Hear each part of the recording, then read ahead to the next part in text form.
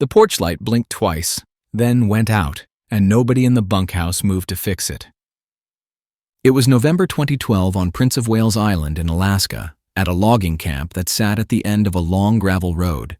4 workers had arrived that morning expecting a quick repair and an easy night. 2 other men from the same camp had already gone missing that month, and the company kept calling it a transport mix-up. After dinner, the thing people whispered about came close enough to touch the building. It tested the door like it had hands. It paced along the wall, stopping under each window as if it counted heads inside. One man stepped onto the porch with a flashlight to scare it off. The beam hit the tree line, shook, then snapped away. The light went out. The man didn't come back. When the others tried the radio, the channel stayed open without any words. A few seconds later, the transmission cut off like someone had pulled a plug. At first light, they found drag marks in the wet ground leading toward the machinery yard and a set of tracks that looked wrong. Not just big, designed. The official report later blamed wildlife. The survivor never signed it. Let me tell you exactly how it went. At the time, I was 34, broke, which is why I took the job. I'm Evan Calder. I fix heavy equipment, mostly hydraulics and electrical, and I've worked enough camps to know the difference between hard work and bad management. This one felt like the second thing before I even parked. The access road ran through tight timber and wet brush, then opened into a cleared pad with stacked logs and a line of bunkhouses. Everything smelled like diesel and damp wood, but it wasn't the smell that bothered me. It was the way nobody waved when I pulled in. A man in a hard hat met me by the shop. He kept his hands in his vest pockets like it was cold, even though it wasn't. "You the mechanic?" he asked. "Yeah," I said. "Where's the machine?" He nodded toward the far end of the yard, where a feller buncher sat with its boom lowered like a tired arm. "My name's Rick," he said. "We need it running by tomorrow." He didn't offer a last name. He didn't ask mine. He just watched me, like he expected me to leave. On the walk over, I saw 2 bunks through an open doorway. One had a folded blanket and a pair of work boots lined up beneath it. Newer boots, not something a guy abandons. I pointed with my chin. "Those belong to the 2 missing." Rick's jaw tightened. "They're not missing. They got moved to another site." "Without their boots," I said. He didn't answer that. The machine problem looked real. A hydraulic hose had rubbed through on a bracket and sprayed fluid down the side. Then somebody wiped it clean enough to hide how long it had been leaking. I replaced the hose, cleaned the fittings, and ran it up to pressure. The engine sounded fine. The controls responded fine. While I worked, I kept noticing little things that didn't match a normal camp. The camera pole by the fuel tanks had a housing, but no camera.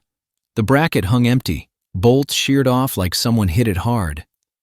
A motion light by the bunkhouse had been taped over with black electrical tape. Near the shop door, I saw a line of shallow cuts in the metal, all at the same height, like somebody scraped a tool across it on purpose. Around 4:30 p.m., a woman came out of the cook shack carrying a plastic tub of dishes. She looked at me like she wanted to talk, then glanced toward the trees and changed her mind. Rick called to her anyway. "Nina, extra plate tonight." She stopped and forced a polite smile. "Sure." When Rick walked away, she leaned closer to me without stepping into my space. "Don't go out alone after dark," she said, quiet. I wiped my hands on a rag. "What's out here?" She looked past me, over my shoulder, then back. "People say werewolf." I almost laughed, but her face didn't invite it. "People also said the last camp I was at had ghosts," I said. "Turned out it was a guy stealing fuel." Nina swallowed. "This isn't that." Before I could ask more, a younger guy in a torn hoodie came from behind the shop, dragging a coil of cable. He moved fast like he wanted to stay busy. He nodded at me. "You Evan?" "Yeah." "I'm Kip," he said. His eyes flicked to the trees, then away. "You're staying the night?" "Looks like it," I said. Kip let out a short breath through his nose, like he'd just heard bad news he already expected. At 6 p.m., we ate in the cook shack. Chili, cornbread, coffee that tasted like the pot needed a scrub. Rick did most of the talking. He kept steering everything back to production, deadlines, costs. Kip barely ate. Nina watched the windows more than she watched her plate. I tried to keep it normal.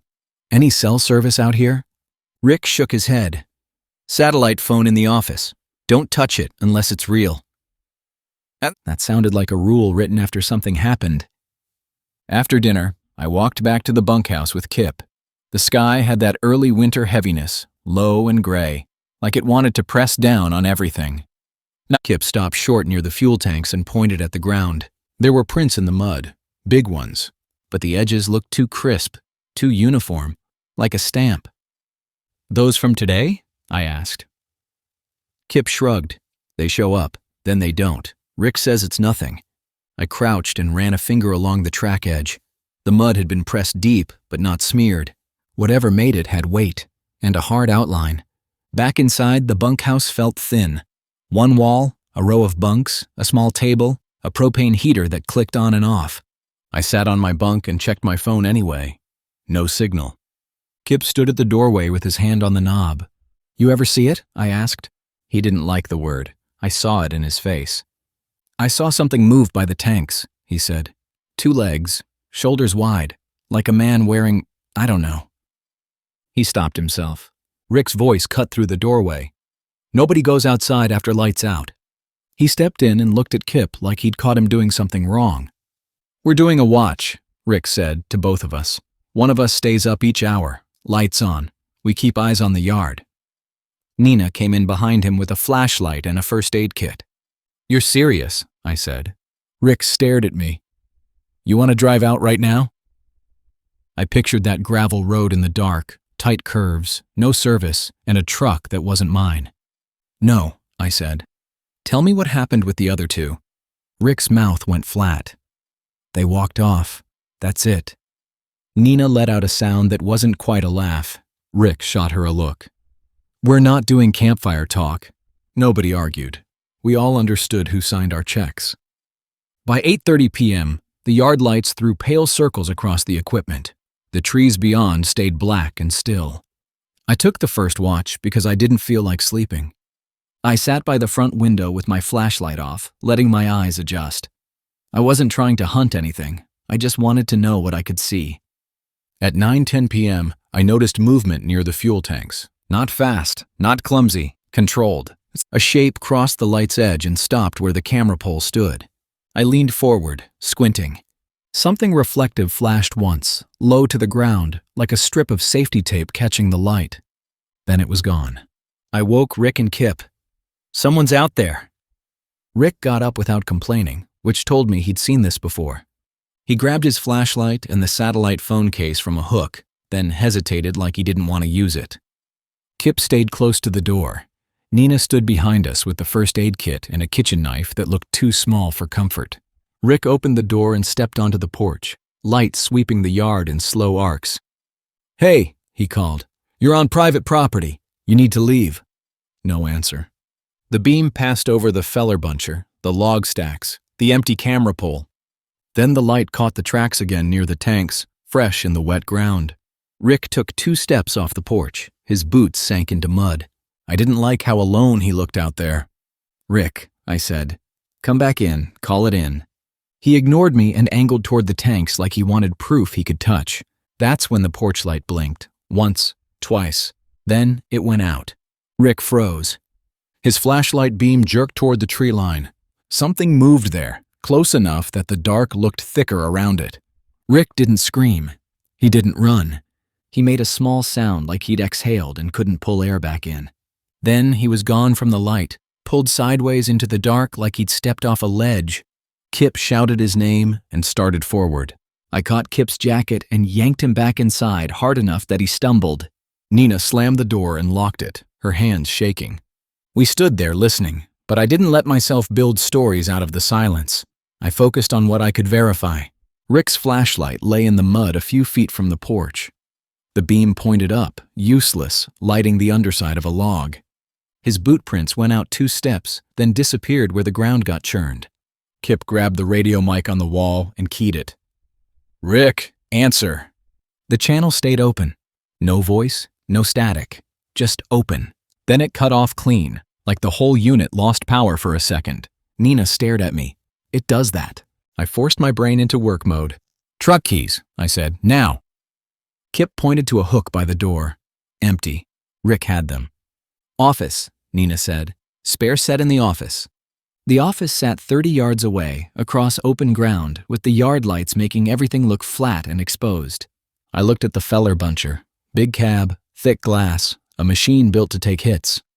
New plan, I said. We get to the machine. We move it to the office. We break in if we have to. Kip blinked.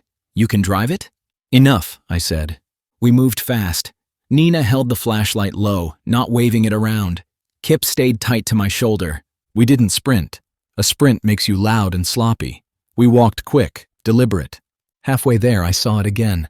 A flash of reflective tape, low and off to the side, not where a person should be if they wanted to stay hidden. It felt like bait. I kept my eyes on the cab ladder and climbed up, pulling the door open. Kip and Nina followed. Inside the cab, I started it. The engine caught. The lights came on. For a second, I felt better. Then I saw the road out. A tree lay across the exit path, freshly cut, branches still green. It blocked the only easy way off the pad. Kip stared. That wasn't there. No, I said. That's a person doing a job. Nina's voice tightened. He can't cut that in 5 minutes. He didn't, I said. That meant planning. I drove the machine forward anyway, slow, keeping the cab light aimed at the office. If someone ran at us, I wanted to see it. Halfway there, something hit the side of the cab. Not hard enough to dent, but hard enough to make the glass shatter. Kip flinched and pressed back in his seat. I didn't look for a monster. I looked for a man. In the flood of the work lights, I caught a figure for half a second beside the tracks. 2 legs, arms, a head. But the outline looked wrong because of what he wore. A draped shape over his shoulders, bulk around his head. Something that broke up the human shape on purpose. I saw one more flash of reflective tape, then he vanished behind the log stack. I pulled the machine up to the office door and lowered the boom, pinning the front of the cab close to the building like a shield. The office door was locked. Kip grabbed a wrench from a toolbox in the cab and started working the latch. Nina stood behind him, knife in one hand, flashlight in the other. I kept the machine idling. The engine vibration felt steady under my boots. I held on to that. Kip got the door open, and we spilled inside. The office had a desk, a wall calendar, and a metal cabinet. The satellite phone sat in a cradle. Nina reached for it. It didn't have a cord. She stared at the empty spot. It was right here. I opened the cabinet and found a ring with keys, but it wasn't labeled. I tested them fast.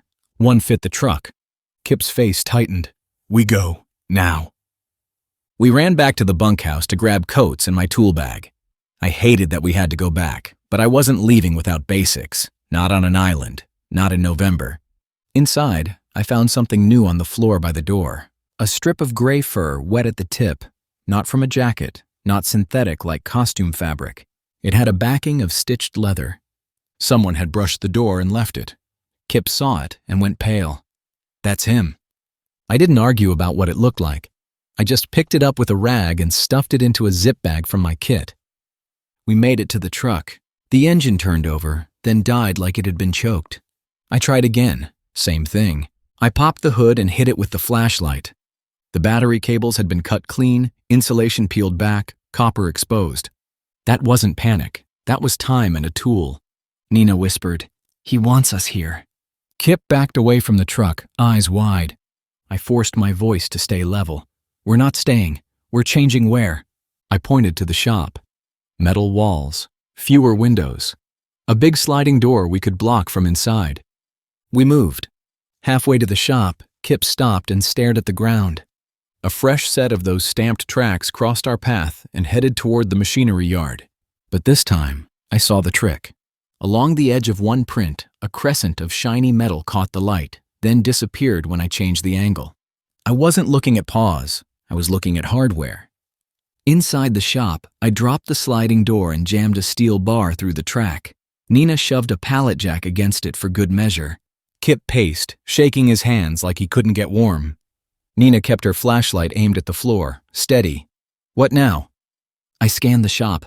Tools, chains, a welding station, a rack of spare parts. Then I saw a winch line coiled on the floor, heavy cable with a hook big enough to tear a bumper off. Now we stopped treating him like a ghost, I said. He's a man. He bleeds. He gets tired. He makes mistakes. Kip snapped at me. You saw him take Rick. I saw Rick disappear, I said. I didn't see claws. I didn't see magic. I saw planning. That landed hard. Kip blinked like he hated hearing it. Nina asked, You think he's one of the workers? Or used to be, I said. He knows the camp. He knew the keys. He took the satellite phone. We heard something outside, not a sound I could pin down, more like a shift in the light. The yard lights flickered, then steadied. Nina whispered, He's at the breaker. I didn't like that she knew it from experience. I grabbed the cable and fed it toward a side door that opened to the machinery yard. There was a steel post outside I could anchor to. Kip watched me, eyes darting. What are you doing? I want him close, I said. If we wait, he controls the timing. Nina stared at me like she wanted to call me insane, but she didn't have a better plan. We cracked the side door just enough to slide the cable out. I looped it around the post and brought it back in, setting the hook near the threshold. I wasn't building a movie trap. I was building one problem he didn't expect. Then the main yard lights went out. Not all at once. One bank at a time, like someone walked down a line flipping breakers. The darkness didn't feel natural. It felt managed. Kip breathed fast. No. I took Nina's flashlight and aimed it at the side door window. A figure stood just outside the beam, close enough that I could see the outline, but not enough to see details. He was tall. He wore a heavy drape over his shoulders, something bulky on his head that broke the profile. On his lower legs, I saw the reflective tape again, arranged in short strips. Work gear, safety gear. He raised one hand and laid it flat on the glass, like he wanted us to see he had fingers. Then he slid a blade along the seal, testing it, calm as a man opening a package. I hooked the cable to a floor anchor and braced. Nina whispered, Evan! I kept my voice low. When he opens it, keep your light on his hands. The seal gave. The door opened inward a few inches. The figure shoved harder. The hook caught his lower leg. He jerked back, surprised. The reflective tape flashed. I pulled the cable hard, using my weight, and the hook bit into whatever he wore. He stumbled, and for the first time he moved like a person caught off balance. Kip grabbed a metal rod and ran at the gap. That was the mistake. A hand shot through, fast, and something sharp drove into Kip's side. Kip made a short, wet sound and folded, dropping the rod. Nina grabbed his shoulders and dragged him back. Blood spread across Kip's hoodie in a dark patch. Not spraying, just pouring. I kept pulling the cable, forcing the figure closer to the doorframe. He fought it, boots scraping. I saw the truth in the movement. Not an animal, not a monster, a man who'd practiced. Nina pressed her palm to Kip's wound, face tight. Stay with me, she said. Kip's eyes locked on mine. He tried to speak, but nothing came out. He went still in under a minute. I didn't have time to grieve. Grief would get me killed. I wrapped the cable around a steel post inside the shop and cinched it tight. The figure yanked, and the post groaned, but it held. He stopped pulling. He crouched, and I realized he was unhooking himself. He wasn't panicking. He was solving. I grabbed a wrench, ran to the welding station, and slammed a heavy toolbox against the door gap, narrowing it. Nina whispered, He'll get free. Then we move, I said. I couldn't carry Kip. Nina couldn't either. That reality sat like a weight in my chest. I took Kip's radio mic off his belt and clipped it to mine. It didn't matter if it worked. It mattered that it made me feel less alone. We slipped out the back of the shop through a service door and headed for the dock side of the camp, where a small skiff sat on a trailer. The yard stayed dark behind us. The tree line didn't move. Halfway there, Nina grabbed my sleeve and pointed. On the ground, in the thin light from our flashlight, I saw the stamped prints again. This time, one print turned sideways, and I caught the hardware clearly. Steel plates bolted under the soles, shaped into 3 rounded lobes, like a crude paw. Each plate had a ridge that pressed a clean outline into mud. He wasn't leaving tracks by accident. He was leaving a story. We reached the skiff. The trailer hitch pin was gone. The boat sat crooked, half off the rollers. Nina stared at it, then at me. He did this too. I didn't answer. I didn't have spare words. We ran for the dock office, a small shed with a padlock on the door. I hit it with the wrench until it gave. Inside, I found flares, a handheld marine radio, and a box of zip ties. The radio powered on, and for a second, I saw hope on Nina's face. Then the channel knob spun loose in my hand. The inside guts looked torn out. He'd been here. I took the flares anyway. Outside, a shape moved between the log stacks and the dock, cutting off our view of the road. Nina whispered, "He's hurting us." I thought about Rick, pulled out of the light like he weighed nothing. I thought about Kip, gone on the shop floor. I wasn't going to run until I ran out of ground. I lit a flare and held it low, not waving it, just letting the red burn fill the space between us and the dark. The light caught him fully for the first time.